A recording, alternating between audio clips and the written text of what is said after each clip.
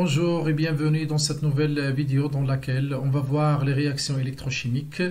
Mais avant de commencer cette leçon, je vous invite à vous inscrire à la chaîne YouTube. Comme ça, vous serez informé des nouvelles vidéos. Commençons par définir une électrode. C'est un système constitué par un contact entre un conducteur électronique et un conducteur ionique. Un conducteur électronique, c'est un corps qui fait passer le courant électrique grâce au mouvement d'électrons. Exemple, métaux et semi-conducteurs. Par contre, un conducteur ionique, il fait passer aussi le courant électrique, mais par mouvement d'ions. Exemple, une solution aqueuse contenant des ions qu'on appelle solution électrolytique. Donnons un schéma simplifié d'une électrode. Donc, on a un conducteur électronique, exemple un métal, plongé dans un conducteur ionique, exemple une solution aqueuse contenant un sel dissous. La surface de contact entre les deux conducteurs est appelée interface. Par abus de langage, parfois on appelle le conducteur électronique par électrode.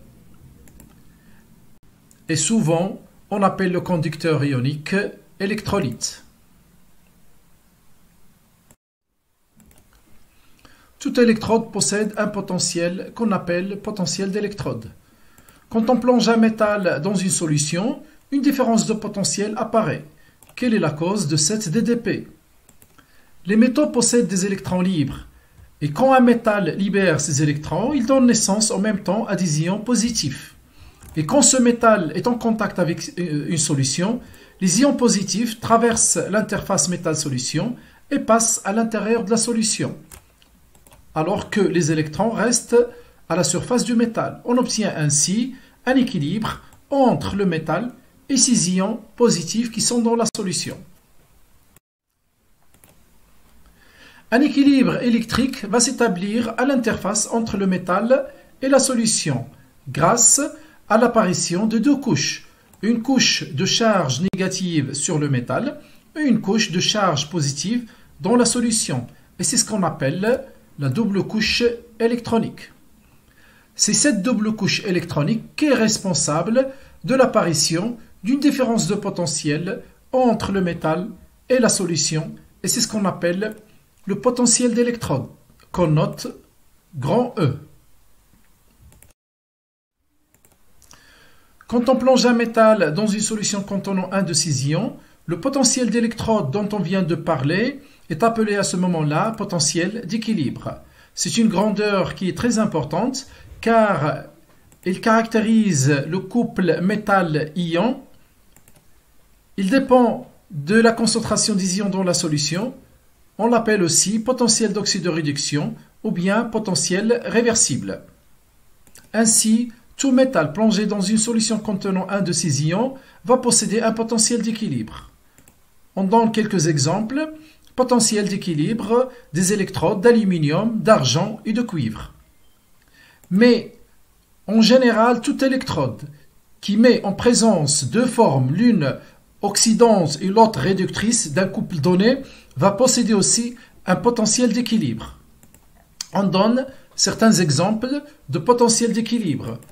Le couple d'hydrogène, le couple du chlore et le couple oxygène H2O. Comment s'établit le potentiel d'équilibre d'un couple qui ne renferme pas de métal? Exemple, le couple Fe3+, Fe2+.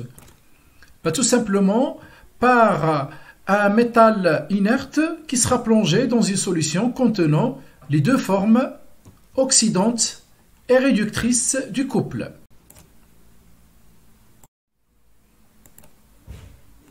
Comment on mesure un potentiel d'électrode? Tout d'abord, il faut savoir qu'il est impossible de mesurer directement la valeur d'un potentiel d'électrode, mais on ne peut mesurer qu'une différence de potentiel. Et c'est pour cela qu'on va mesurer le potentiel d'équilibre d'une électrode par rapport à une électrode qu'on va considérer comme électrode de référence. La mesure va se faire grâce à un voltmètre à circuit ouvert. L'électrode de référence qu'on a choisie arbitrairement et l'électrode standard à hydrogène. C'est une électrode qui consiste en un métal inerte, le platine, plongé dans une solution contenant H+, dans laquelle l'hydrogène se forme gazeux, barbote. Un schéma de la mesure. Donc on a à droite une électrode métallique dont le potentiel est inconnu, et à gauche on a une électrode de référence d'hydrogène constituée par le platine plongé dans H+, et dans laquelle l'hydrogène gazeux entre sous forme de bulles gazeuses. La mesure va se faire grâce à un voltmètre. À droite, on a le potentiel d'équilibre de notre électrode métallique et à gauche, on a le potentiel de référence de l'électrode à hydrogène qu'on va prendre comme égal à 0 par convention. Donc, la mesure donnée par le voltmètre est égale à la différence entre les deux potentiels puisque le potentiel de référence est égal à 0 par convention. Donc, la mesure donnée par le voltmètre est égale à directement le potentiel de notre électrode M. Mais puisque les potentiels d'équilibre dépendent de plusieurs facteurs, notamment de la concentration, on réalise les mesures dans les conditions standards. Et comme ça, on va obtenir ce qu'on appelle les potentiels standards, qu'on va noter E0. Ainsi, on va établir une échelle de potentiels standards pour comparer entre tous les couples. Et on obtiendra des tables qui donneront la liste des potentiels standards de tous les couples redox, comme cette table.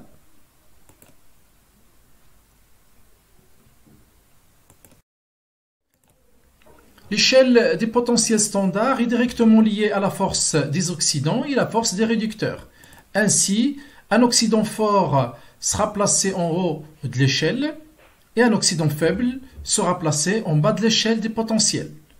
Par contre, un réducteur fort sera placé en bas de l'échelle des potentiels alors que les réducteurs faibles seront placés en haut. Il est intéressant d'établir une échelle électrochimique des potentiels relative aux métaux. Comme ça, on pourra établir une comparaison entre les noblesses des différents métaux et ainsi prévoir le comportement d'un métal par rapport à un autre.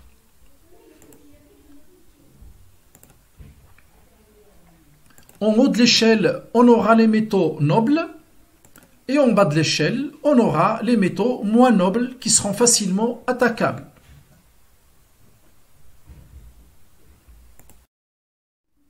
On a vu comment mesurer le potentiel d'équilibre d'une électrode. Est-ce qu'il serait possible de calculer ce potentiel d'équilibre? Oui, et ça sera grâce à l'équation de Nernst. Donc cette équation s'applique à toute demi-équation d'oxydoréduction en équilibre. Il nous donne le potentiel d'équilibre en fonction du potentiel standard, des concentrations et de la température. Son expression générale est la suivante. Dans cette expression, on trouve le potentiel standard, la constante des gaz parfaits, la température en Kelvin, le nombre d'électrons échangés lors de la demi-équation d'oxydoréduction, la constante de Faraday et les activités des espèces présentes dans la solution. Sachant que pour une espèce ionique, l'activité est égale à la concentration. Pour une espèce gazeuse, l'activité est égale à sa pression partielle. Et pour un solide ou bien un solvant, l'activité est égale à 1. On préfère travailler avec une équation de Nernst simplifiée.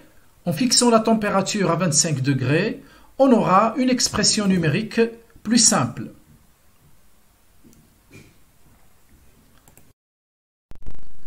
Appliquons maintenant cette équation de Nernst à quelques couples et commençons par le couple Fe3+, Fe2+. Tout d'abord, il faut établir la demi-équation correspondante. Le potentiel d'équilibre de ce couple est égal au potentiel standard du même couple plus 0,059 sur 1, 1 c'est le nombre d'électrons échangés, fois log de Fe3+, sous forme concentration sur la concentration de la partie réductrice. Deuxième exemple, le couple MnO4- MN2+, Établissons la demi-équation correspondante. Donc le potentiel d'équilibre de ce couple est égal au potentiel standard du même couple, trouvé dans les tables, plus 0,059 sur 5, 5 c'est le nombre d'électrons échangés, fois log de tout ce qui est dans la partie de l'oxydant. On a MnO4-, la concentration de MnO4- fois la concentration de H+, à la puissance 8, puisqu'on a ici 8H+, sur tout ce qui est dans la partie du réducteur. On a Mn2+, mais vous pouvez remarquer qu'on n'a pas H2O. C'est normal parce que H2O c'est un solvant, donc sa concentration est égale à 1. Troisième exemple, H+, H2. Établissons comme d'habitude la demi-équation et le potentiel d'équilibre sera égal au potentiel d'équilibre de H plus H2 plus 0,059 sur 2, 2 c'est le nombre d'électrons échangés, fois log de H plus au carré, c'est tout ce qu'on a dans la partie oxydante, sur la partie réductrice on a H2. H2 c'est un gaz, donc on ne parle pas de concentration, on parle de pression partielle.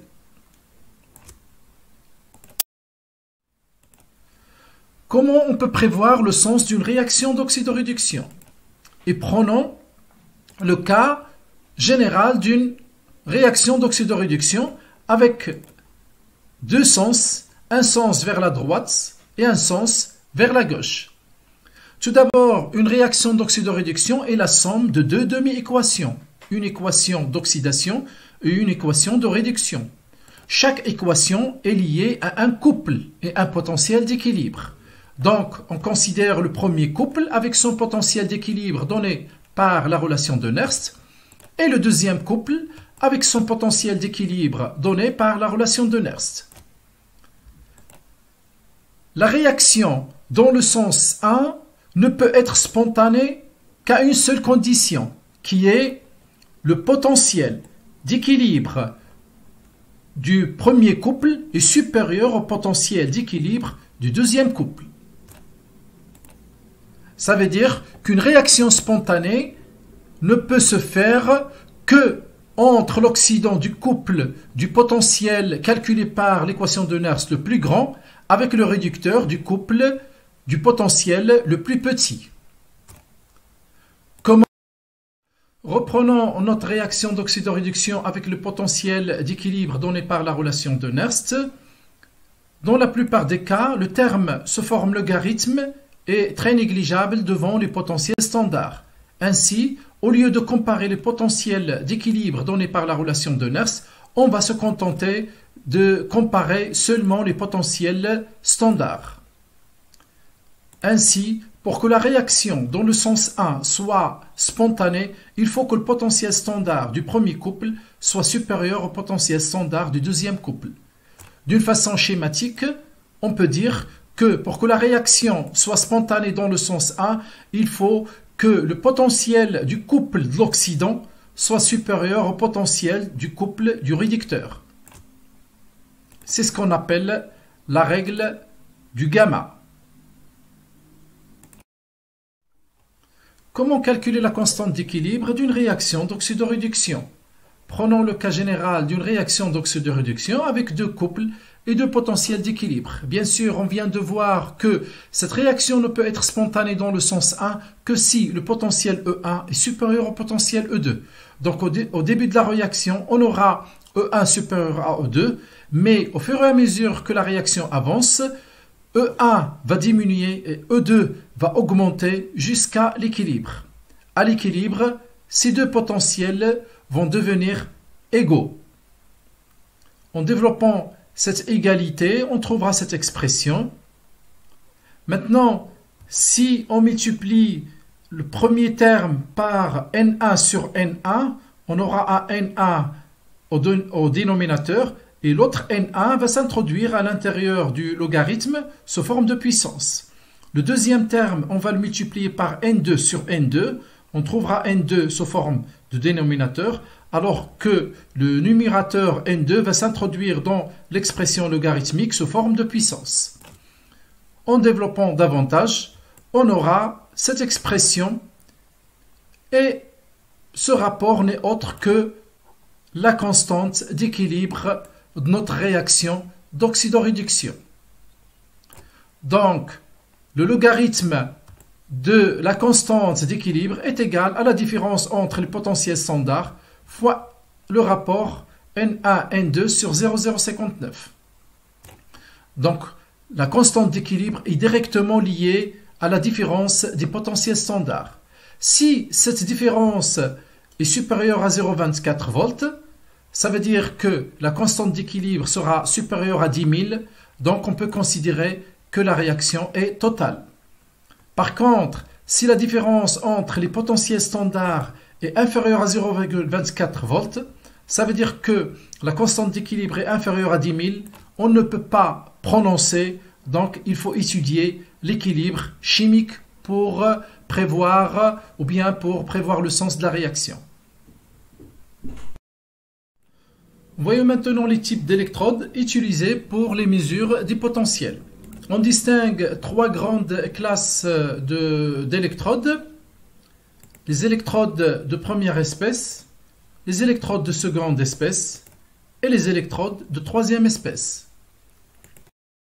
Pour l'électrode de première espèce, on en distingue deux types, l'électrode métallique et l'électrode à gaz. Pour l'électrode métallique, c'est une électrode constituée par un métal plongé dans une solution contenant un de ses ions. Exemple, le cuivre plongé dans une solution contenant Ci2+. Le couple correspondant est Ci2 plus Cu et la demi-équation correspondante est celle-là.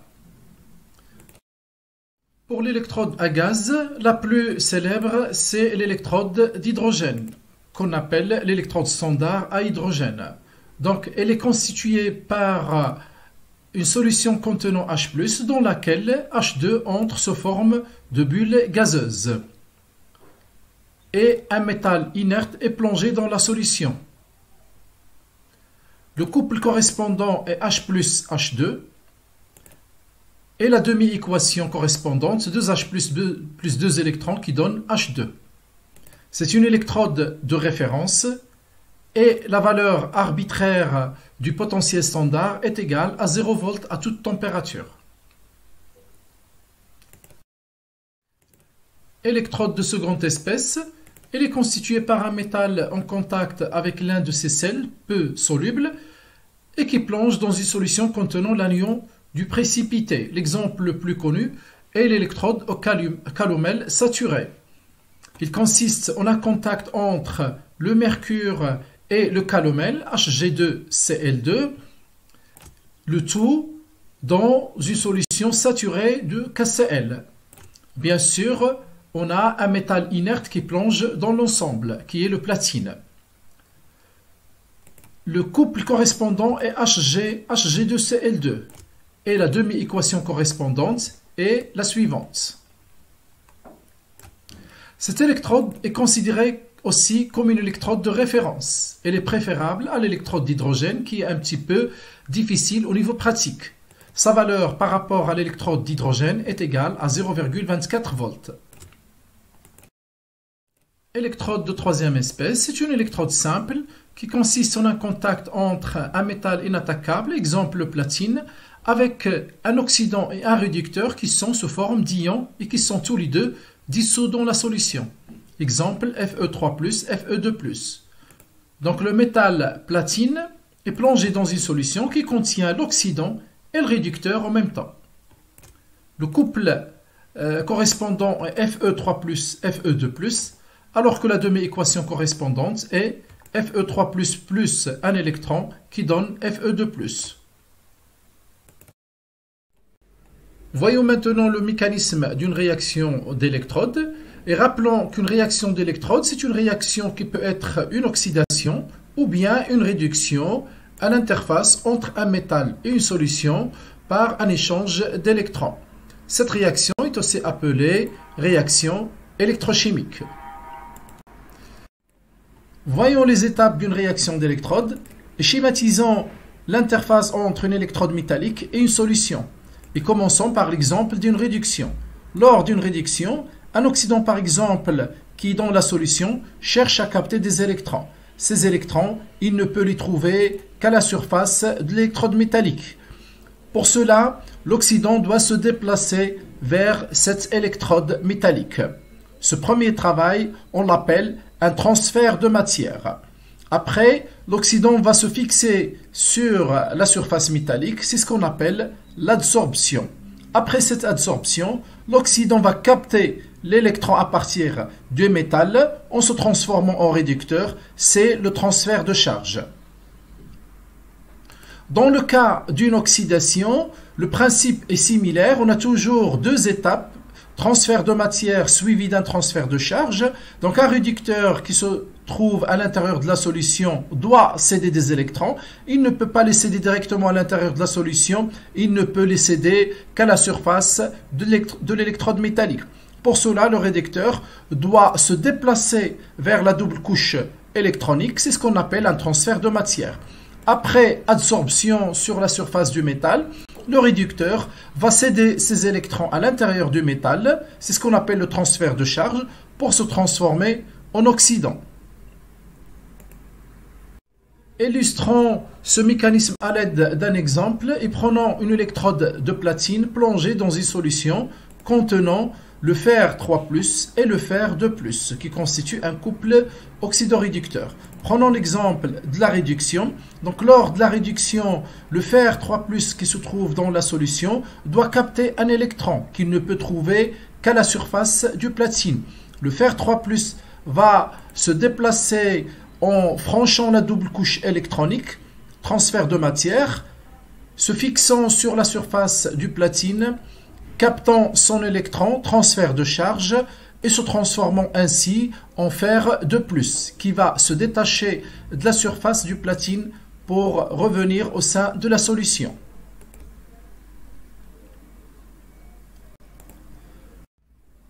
Pour le cas de l'oxydation, on a le fer 2+ qui se trouve à l'intérieur de la solution. Il doit céder un électron. Il ne peut le céder qu'à la surface du platine.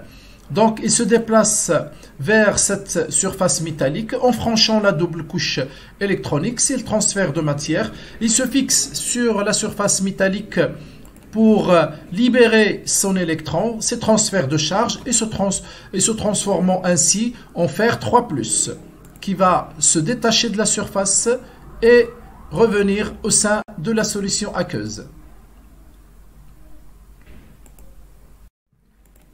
Prenons un deuxième exemple, celui de l'électrode de fer plongée dans une solution de Fe2+. Le couple correspondant, c'est Fe2+, Fe. Et commençons par le cas de la réduction. Donc, lors de la réduction, le fer 2+, ce sont des ions qui se trouvent à l'intérieur de la solution, doivent capter deux électrons. Les électrons se trouvent dans ou bien sur la surface de l'électrode du fer. Le fer 2+ va se déplacer vers la double couche, franchant la double couche électronique, captant ces deux électrons pour se transformer en atome de fer. Et puisque l'atome de fer n'est pas un ion, il ne peut pas se déplacer vers la solution, il va se fixer sur la barre ou bien l'électrode de fer et on aura ainsi un dépôt du fer sur l'électrode du fer. Pour le cas de l'oxydation, on a un atome de fer qui va perdre deux électrons. L'atome de fer, il est sur la surface de l'électrode du fer. Donc, il va libérer deux électrons à l'intérieur de l'électrode du fer en se transformant en Fe2+, qui va se détacher et se déplacer vers l'intérieur de la solution en laissant une place vide. Et on aura ainsi une perte de masse de l'électrode de fer. Voyons maintenant une terminologie électrique relative aux réactions électrochimiques. Une réaction de réduction est appelée réaction cathodique et l'électrode correspondante est une cathode. Par contre, une réaction d'oxydation est appelée réaction anodique et l'électrode correspondante est une anode.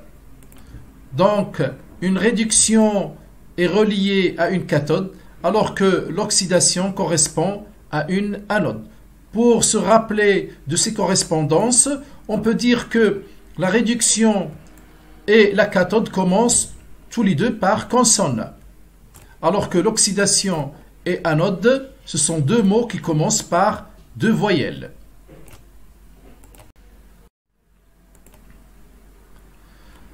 Quelle est la relation entre la réaction électrochimique et le courant électrique? Prenons une réaction d'électrode, une interface entre un métal et une solution. Suite à l'échange d'électrons entre le métal et la solution, une quantité d'électricité va traverser l'interface entre le métal et la solution. Ainsi, on aura un courant électrique qui traverse l'interface. On peut dire alors qu'une réaction électrochimique génère un courant électrique.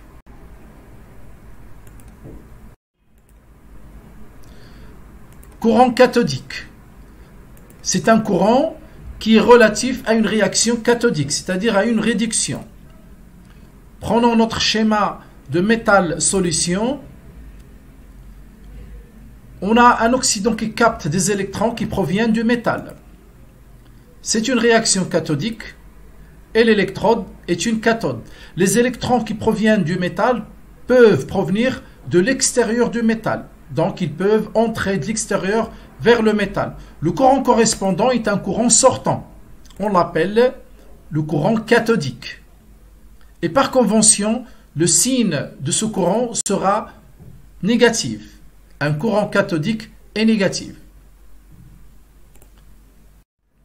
Voyons le cas d'un courant anodique.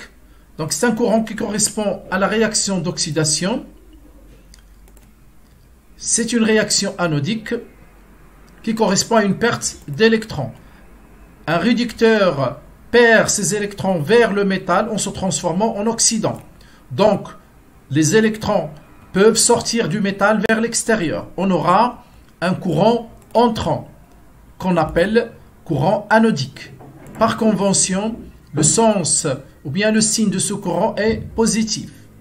Un courant anodique est positif. Quelle est la relation entre le courant électrique et la vitesse d'une réaction électrochimique? On a vu qu'une réaction électrochimique génère un courant électrique. Ce courant électrique est directement lié à la quantité d'électricité représentée par le nombre d'électrons échangés lors de cette réaction. Or, le nombre d'électrons échangés est directement lié à la vitesse de la réaction électrochimique. Donc, l'intensité et la vitesse de l'équation électrochimique sont liées par cette équation. N représente le nombre d'électrons, F la constante de Faraday, I le courant de la réaction électrochimique et V sa vitesse. Donc pour étudier la cinétique d'une réaction électrochimique, il suffit de suivre l'évolution de l'intensité. Ce cours est terminé, je vous remercie, à la prochaine vidéo.